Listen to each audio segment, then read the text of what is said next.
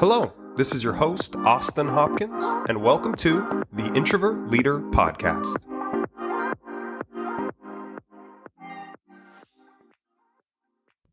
Welcome to episode 11, all about interviewing. Really pumped, excited to have you guys here for another episode, and we'll jump right into it. So, update for me, I have been recently watching NPR Tiny Desk on YouTube. It's where they basically bring all of your favorite artists into kind of a more intimate space, and they film it obviously, and it's usually an acoustic set. And I've just been digging that channel and all of the different artists and the kind of the unplugged version, if you will, and was recently watching it and saw one of my favorite artists, Dave Matthews. So I have been a big Dave Matthews fan probably since I was 15 or 16, when a buddy of mine kind of introduced me to the band and specifically to the drummer. And then, from there, I actually started going to Dave Matthews at the Gorge, which is this really cool amphitheater in Washington, every year, I think for like 4 years in a row, and just absolutely love his music. So it's kind of cool to see him on the Tiny Desk and really kind of just get back into his music. I love that about music, is that, you might get tired of it in the moment, you're playing the same artist too much, but then, give it a couple of years and you'll just discover a whole new love for him. So been really into Dave Matthews again, playing a lot of drums to his music, which is always fun. And as far as like TV movies, I recently watched this movie called Flamin' Hot. I believe it was directed by Eva Longoria. And it's about the story of the janitor who created Flamin' Hot Cheetos, the Cheetos we all come to know and love, and kind of his story and how he, got out of his comfort zone, made more of his life. So really enjoyed it. It was on Hulu, I believe, or Disney Plus. So if you haven't watched that one, I'd recommend it. I think you'd enjoy it. And then the last update for me is officially, me and the wife have decided to move from New York. We have lived here for about 3 years now and enjoyed a lot of it. Enjoyed getting to meet awesome people, getting to take our careers to the next level, exploring the city, everything that Long Island has to offer. But, we're ready for a change. We're specifically ready to go move to somewhere that's sun all year round. And I am just kind of in love with a little bit more sun that I've got here in New York versus Washington, where I grew up. And, it's funny. Once I got a taste for it, it's what we want more of. So looking to move to Arizona probably within the next 3 to 4 months. So really excited. My wife's going to be able to keep her job, and I'm going to be able to obviously do the podcast and run the coaching business that I'm launching, all from Arizona. So really excited, big changes for us. But just wanted to share that with all of you guys. All right. So let's jump in. Why do we discuss interviewing? For me, I think interviewing can be hard. Most people only do it a handful of times in their life, and the experience can be pretty overwhelming. The act of getting someone to like you and think you are a good fit for the job all in the course of an hour ain't easy. And, I luckily have had multiple opportunities to interview at big companies and small companies, and I've really figured out what works and what doesn't. So in this episode, we're going to talk about how to prepare for an interview, how to have the right mindset going into an interview, what do you do during the interview, and then we're going to talk about the post-interview, what happens after the interview is done, because it's not over. Right at the end of the interview, there's a couple more steps. So with that being said, let's start with the preparation. So for me, I think it always starts with the research, and specifically company research. So, one of the most important things you can do before interviewing is doing research for the company, research on the team, and specific research to the role. And the reason why I think this is so important is that you want to tailor all of your interview question responses, all of your responses in general, to the company, its goals and priorities, right? You want the interviewer to feel like you already work for the company, aka you get it, and you already speak their language. So I highly recommend that you consume as much information about the company and role as possible ahead of the interview. So my goal anytime I was, interviewing for a new company was to usually spend about 2 to 4 hours researching. So I'll break down a couple of my research strategies. Number one is, if you have the opportunity to speak with a recruiter before the hiring manager, don't just use that as an opportunity to let them ask you questions. You ask them some questions. So anytime that I was interviewing and I was specifically talking with a recruiter, I was asking them information, stuff that I knew I might need to draw upon when it actually came time for the interview. So things like, what are the biggest goals, the struggles of the company? What's the hiring manager looking for? What's their style? Whatever it is, think of some questions that you might want to ask the recruiter beforehand, and you can use that information later on with the hiring manager. Next thing I always like to do is use the company's website. Specifically look at things like the About Us, right? Figure out what their mission, their vision statement is. Right? Also look in the news. Another one is obviously just Google search the name of the company. Look at Glassdoor, right? Whatever you can find out about what the company's up to. What are they focused on? What are the recent events? What are the struggles? What are the big things that they've recently come out with? You can use that information to your advantage. Again, you want to show the interviewer, right, the hiring manager, that you get it, right? That without even working at the company, you already understand what's going on. And the reason that's important is it's going to show the hiring manager that you're going to get a fast start and that they're not going to have to waste their time getting you up to speed with all the stuff that's going on within the company. So really important to do some research beforehand. And I usually took notes, right? I would take notes of kind of the big themes, the big struggles, the big obstacles, the big priorities, the big recent events, the things the company are working on. So take those notes, have those ready to go when you go into your interview. I think another one, and it won't come as a shock if you guys have heard any of my other episodes, is practice. So practice, super, super key when you're going into an interview, especially if you have any nerves. Practicing is a great way to take away nerves. I'll tell you, it's weird. The more I practice something, the less nerves I have. How interesting is that, right? So for me, what I always like to do is ask my spouse. So I would ask my wife, ask your friend, ask your colleague, doesn't matter, ask someone to practice with you and ask them to come up with some tough questions, right? This is not supposed to be an easy experience with them. You want to make it the hardest experience it can be, right? The harder they are on you, the tougher they are, the more prepared you're going to feel, right? Because if they're giving you the very toughest that they have, we can probably assume that the hiring manager is not going to be as tough, right? If this person is making a conscious effort, your friend, your wife, to be really, really tough on you and ask really good questions, that's going to help you. So practice over and over again. Practice answering questions. Practice your intro where you talk about, tell me about your background. Make sure you've got that ready to go, right? So a lot of times I would practice that so many times, that specifically that intro part about tell me about yourself, to where I had it memorized, right? It would be 30 seconds to 1 minute of me hitting my highlights, what I've done in the past, what I've been doing recently, and what I'm looking to do in the future. So really important you practice those things.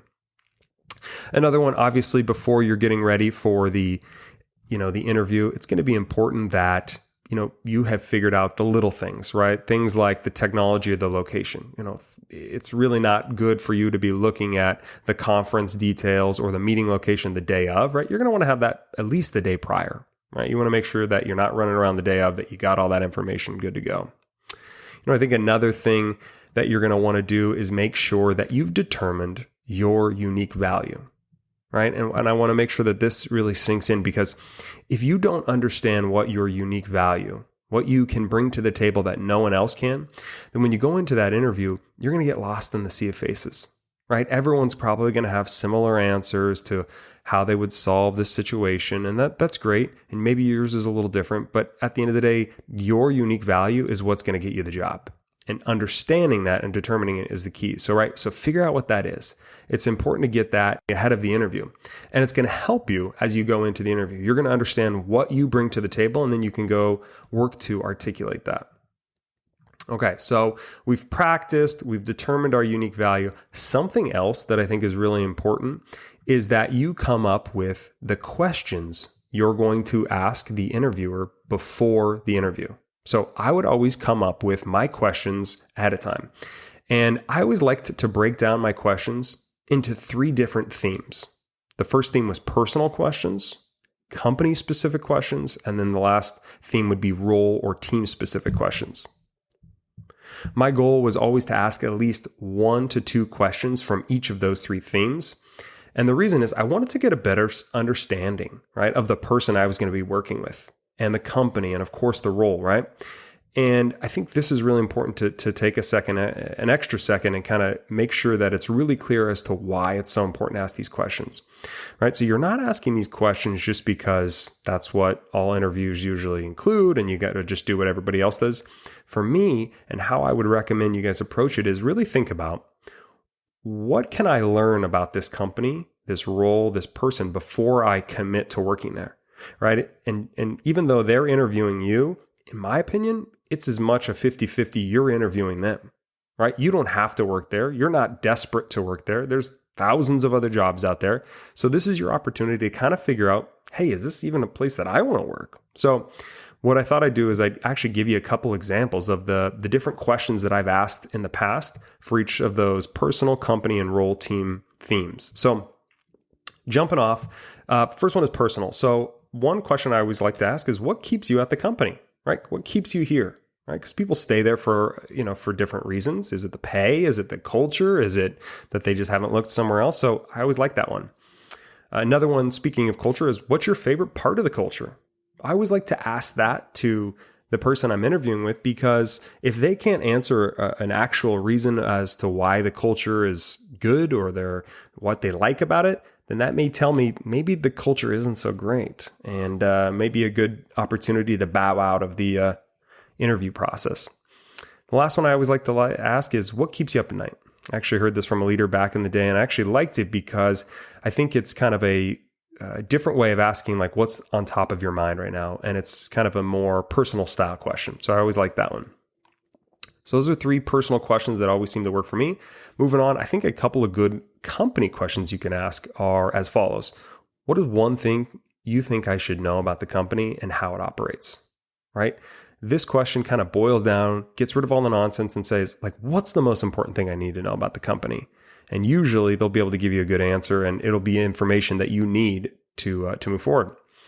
The next one is, can you tell me about any recent initiatives or projects that have had a significant impact on the company's growth or success?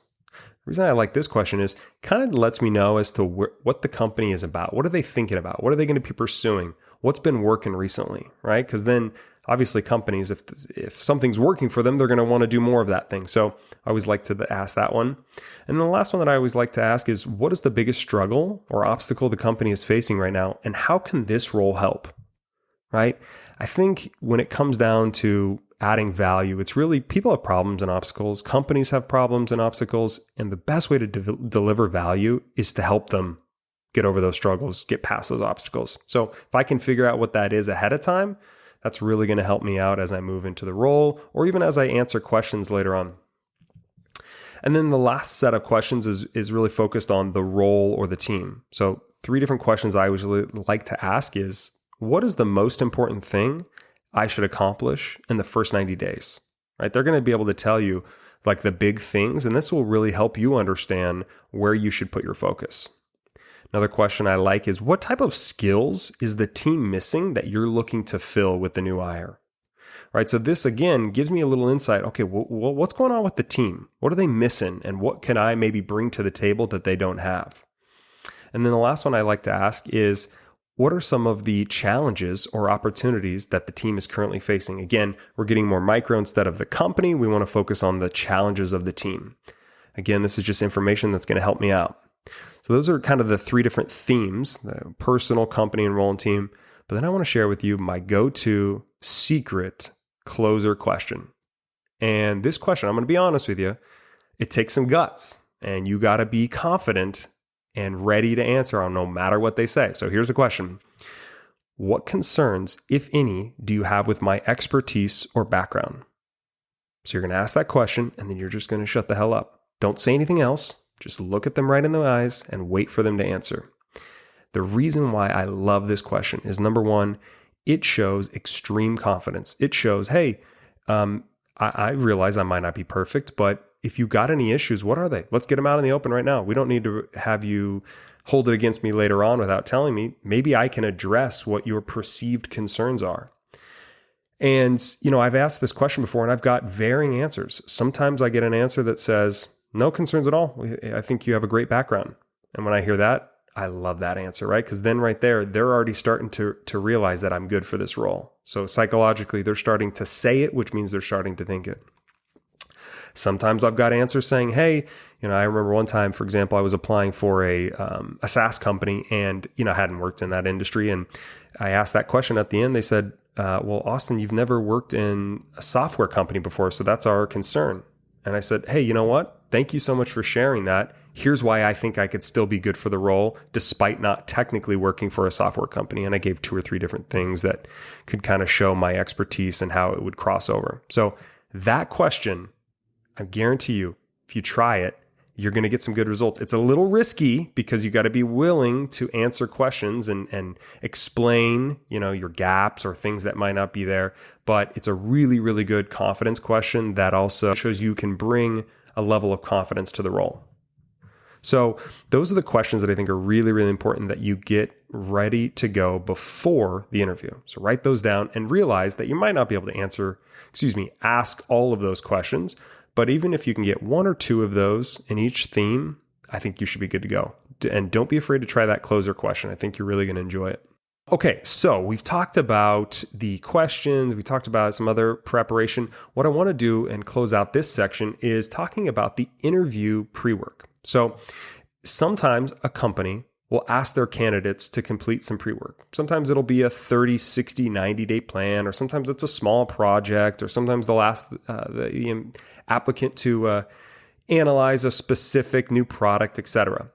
But for me, I never really minded doing a 30, 60-day, 90 because it actually, in my opinion, allowed me an opportunity to show my work and what my style is before I even worked there. So going into it, right, they could see the level of work, the level of planning and preparation, my delivery, they could see all that, and I didn't even have the job. So again, really cool opportunity to demonstrate your value ahead of time. So I want to break down specifically the 30, 60-day, 90, because that's the most common one that a lot of times applicants get asked to do ahead of time.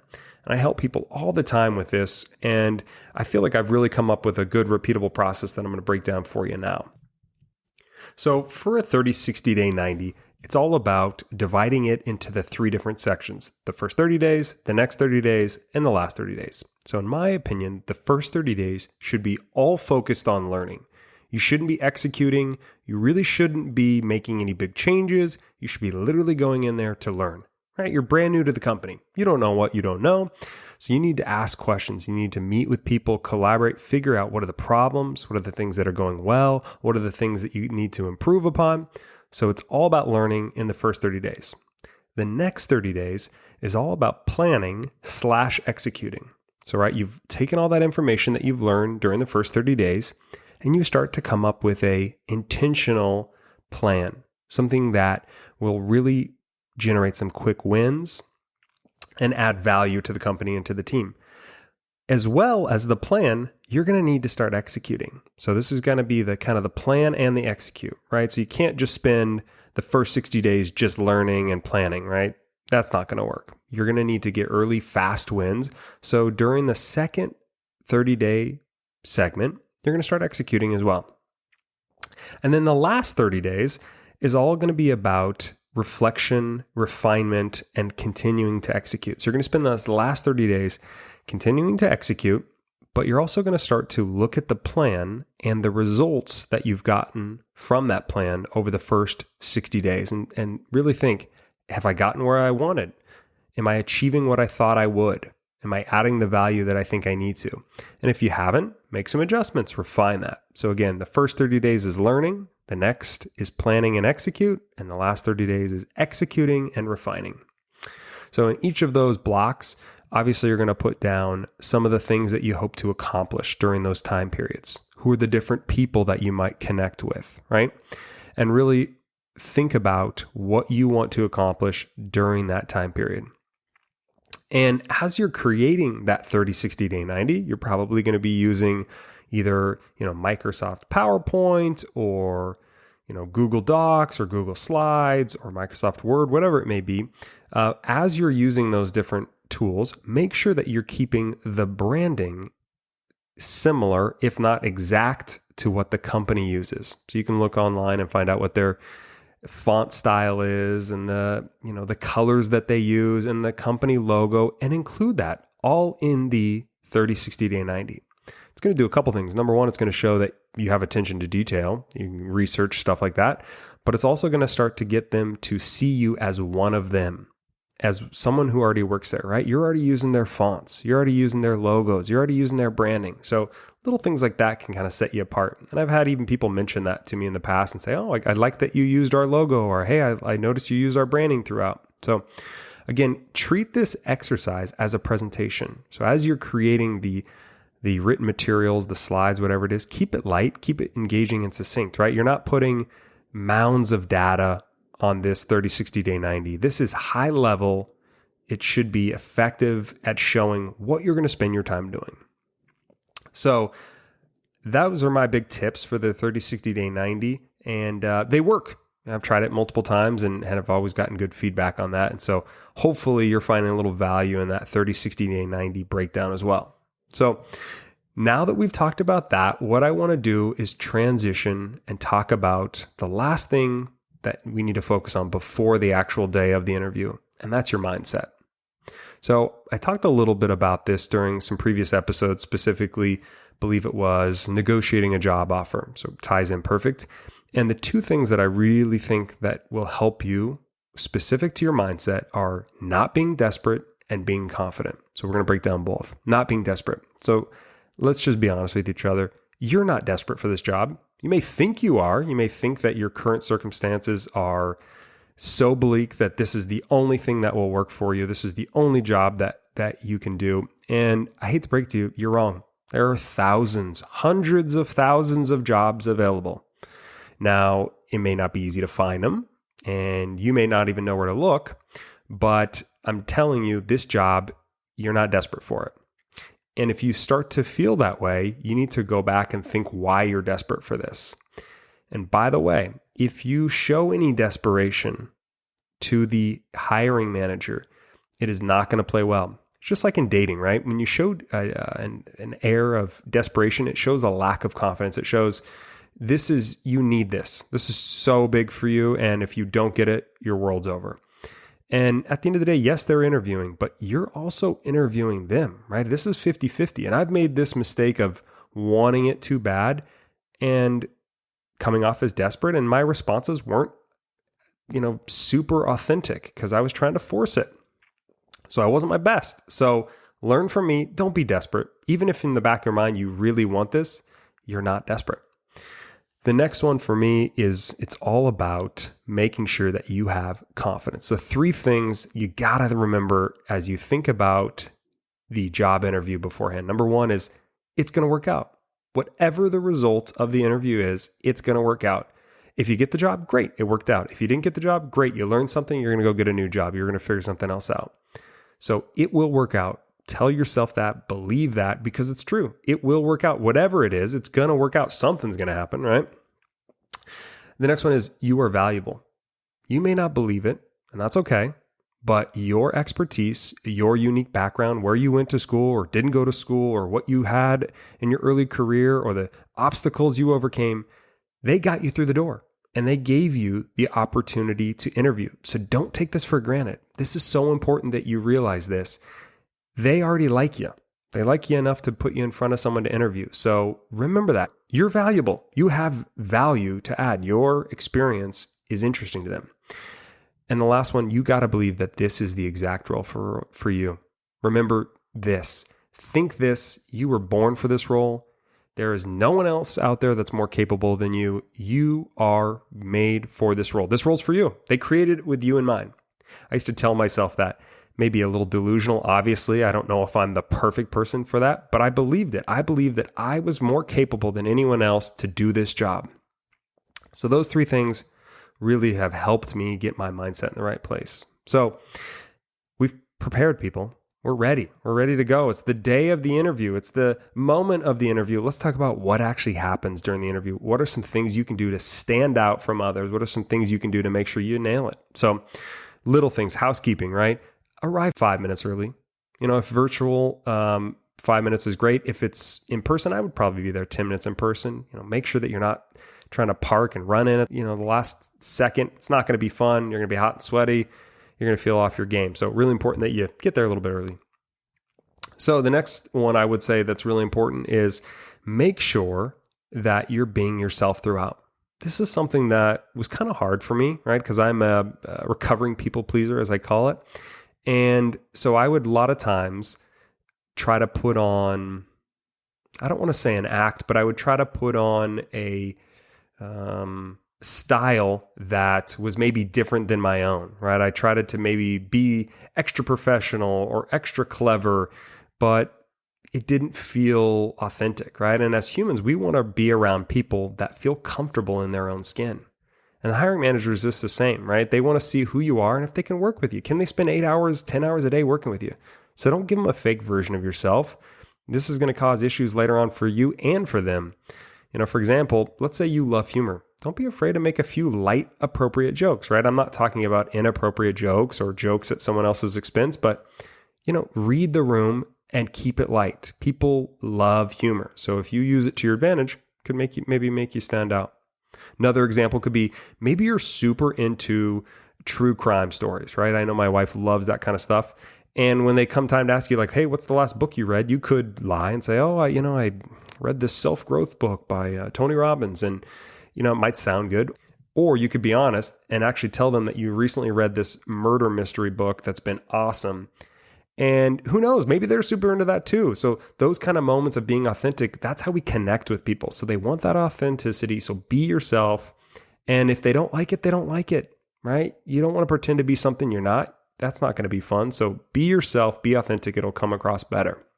Another kind of general principle that I really like to focus on, and this one is important and maybe a little bit more advanced for some people, maybe not, but it's all about connecting ideas. So one of the best ways to stand out during an interview is to demonstrate how you connect ideas, concepts. And when you do this, it can show the interviewer that you can think strategically and approach situations from like an enterprise mindset, that you can figure out all of the different things that are going on and how they intertwine and connect to create something. So when the interview starts to share information about the role, the company, or the team, find a way to connect whatever you're going to say to the information that you've gathered. So I'll give you an example. The interview shares that his team has been, struggling to work cross-functionally to meet product release deadlines. Store this away in your brain. And when it comes time to answer a question or share your thoughts, tie that back to the experience and style that the team is facing. So it might sound something like this. Hey, Greg, I know you mentioned earlier on that the team is kind of facing some issues getting products released on time. I know you said, cross collaboration is not the best. So in my current role, we actually ran into the same exact thing. And about 8 months ago, I came up with this idea where I invited each of the product stakeholders to a bi-weekly planning session. And we'd spend about an hour going through each stakeholder's biggest needs, their obstacles, and then wrapped up by coming up with a joint plan to help each other. And the simple act of having more communication was a game changer, Greg. I'm confident I could bring the same energy, the same style into the new team as well. Right? So he's told me something that's important that they're going through. I gave him an example and I tied it back. I connected it. So this is something that I do all the time. I love to connect ideas. And it just helps the flow and it helps people understand the ideas and it helps people feel like you've got things under control. So really, really good way to connect. All right. So now I want to talk about the big other thing that people struggle with, which is how do I actually interview and answer those darn questions, right? I get asked these questions during the interview and I'm in my head and I don't know how to answer and I ramble and blah, blah, blah, blah, blah. So I'm going to tell you a couple of different things that you can really do to make sure that when you're answering those interview questions, you come off like a pro. So number one, I would say is say less than what you think you should. When you answer a question, do not do what I like to call verbal diarrhea and just keep talking. Say your answer, the reason, whatever it is, and then just stop talking. Less is more. Another thing that's really important is connect ideas. Connect what you've done in the past to the goals that they have, the obstacles that they're going through. Connect. Another thing that I always really like to do is I like to make my answers sound grand or big. So what I mean by that is I don't mean lie or exaggerate, but you can say the same thing multiple different ways. Let's say you managed a project at work. So you could say two different ways to say that, right? You could say, yeah, I worked on a project in my last company that was around timekeeping. Or you could say, yeah, I actually worked cross-functionally to launch a timekeeping project across the whole country that enabled us to save, I think it was 5,000 hours over the course of 2 years. So again, both are true. One just sounds a little bit grander. One sounds a little bit bigger. So always important to do that.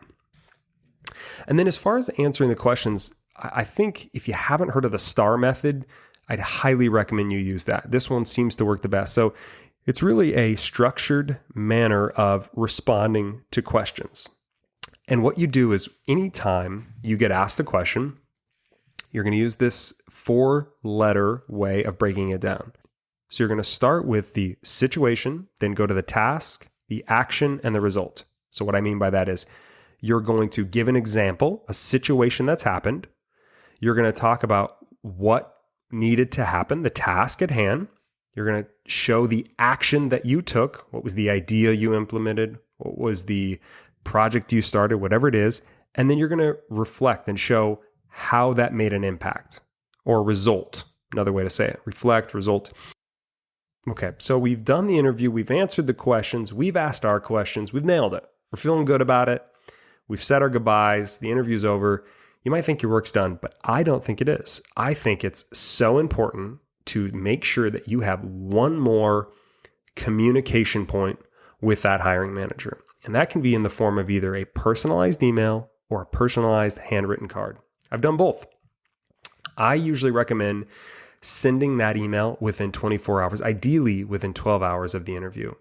Or if you're going to do a handwritten card, filling that out, put it in the mail that day. Right? This is your opportunity to stand out from every other candidate, and it gives you another opportunity to demonstrate your value. So I have seen this time and time again. People will simply not follow up after the interview. They think they've said all they needed to say, or they just don't think it's important. It's a huge mistake. I have literally seen senior leaders in many organizations say this exact sentence to me. We didn't hire them because they didn't follow up afterwards. Isn't that so interesting? Something so small that you might think is not that important. It stands out because it shows, right, a couple of things. One, that you genuinely care about this. One, that also shows your follow-up skills. So I think it's really, really important that you send a personalized email or handwritten card. Handwritten card, I'm going to tell you, can blow people away. I've done that. And people don't get cards very often in the mail. It's all digital nowadays. So if you really want to stand out, I might do a handwritten card, but email is totally appropriate as well. Here is the format that I use. Start the email or the handwritten card by thanking for the opportunity. Thank you so much for allowing me to chat with you and learn some more about the team. The next section is about what you've learned. So make sure to mention something that you learned about either the role, the initiatives, the projects, or the team.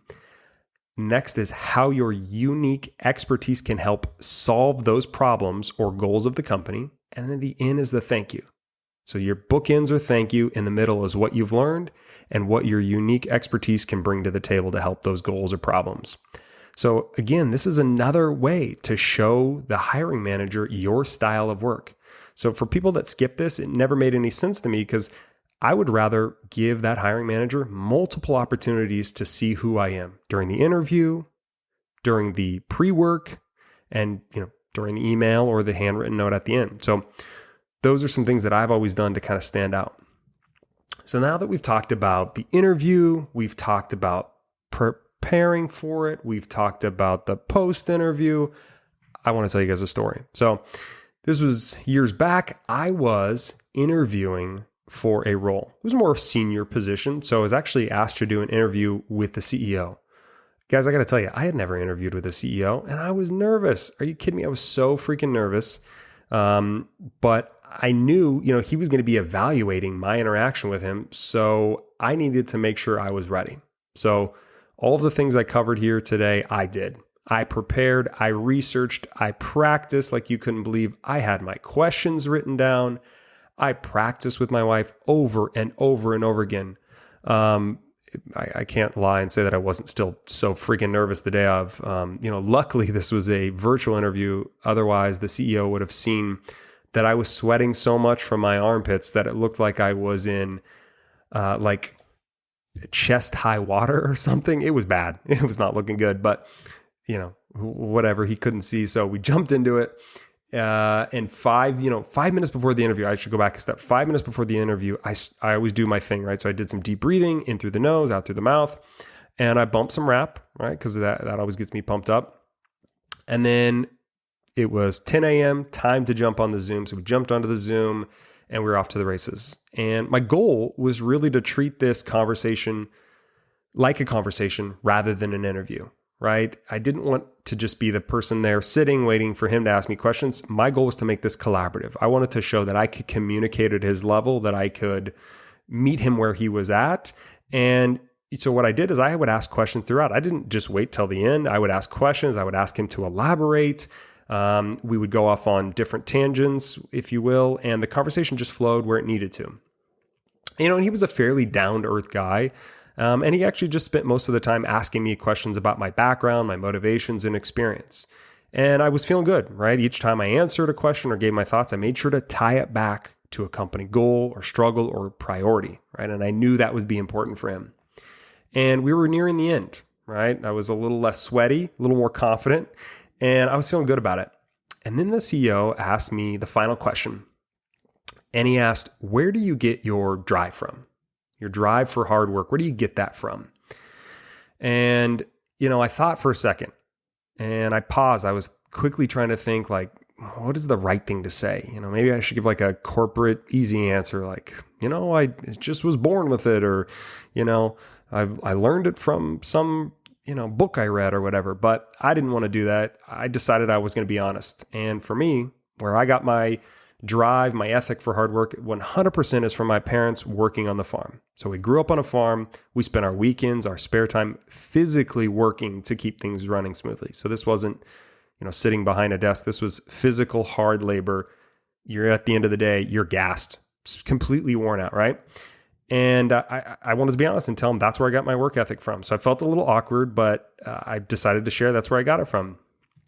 He accepted the answer, no big deal. We ended the interview and parted ways.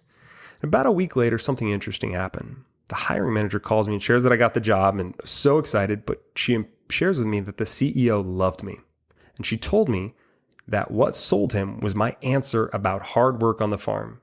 She said that this showed the CEO who I was. When I heard that, I was blown away. Right? The thing I was a little embarrassed about, aka being myself, totally just sealed the deal. So I learned a valuable lesson there.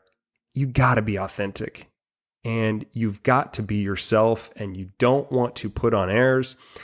And for me, this was a high, right? I absolutely love going through this experience and putting together all of that hard work and all of that research I had done. And I tell you that story just to show you it's absolutely possible to nail an interview. If you follow this blueprint, if you make sure you prepare, you make sure you show up with the right mindset, you make sure you show up prepared in the moment, you're going to nail it. So hopefully that gave you a little insight on how to put everything together. I want to wrap up by giving you guys a challenge. So this week, do me a favor, help somebody that's going through an interview practice, or maybe share this episode with someone who's going to be going through an interview in the near future. I'm confident they're going to get some tips. These are the things that I've learned from all of the hours I've spent researching and all of the hours I've spent failing. So I hope you got some value out of this. Again, I want to say thank you so much for listening, supporting the podcast, and make it a great day.